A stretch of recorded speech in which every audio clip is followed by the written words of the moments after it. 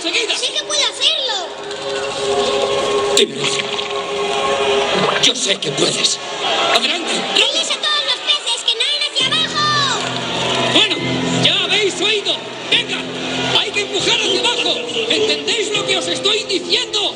¡Hacia abajo! ¡Nadad con fuerza! ¡Hay que llegar al fondo!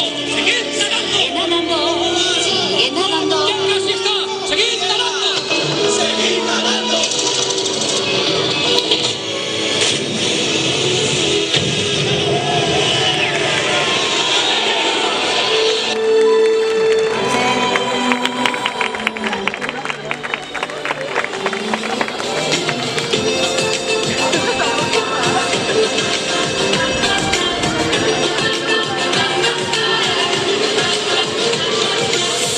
Seaweed is always greener on somebody else's lake. You dream about going up there. That is a big mistake.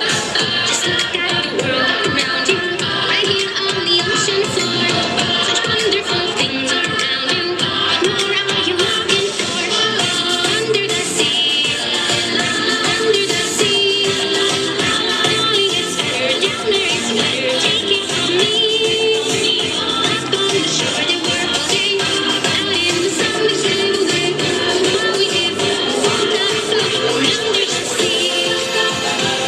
En el fondo del mar, en el fondo del mar, viven muchos amigos. En el fondo del mar, en el fondo del mar, en el fondo del mar. Es muy linda la vida en el fondo del mar. Viven muchos amigos en el fondo del mar.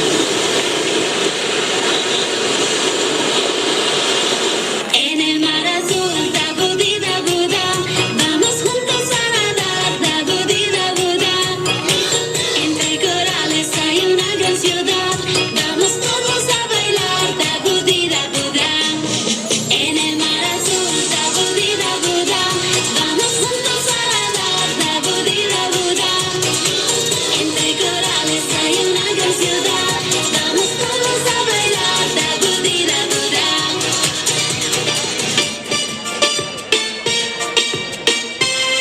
Buscando Nemo, Nemo, un pequeño pez payaso. Buscando Nemo, Nemo, su padre lo busca con anhelo. Marín, su aleta herida y cansado recorre el océano, buscando su hijo amado, buscando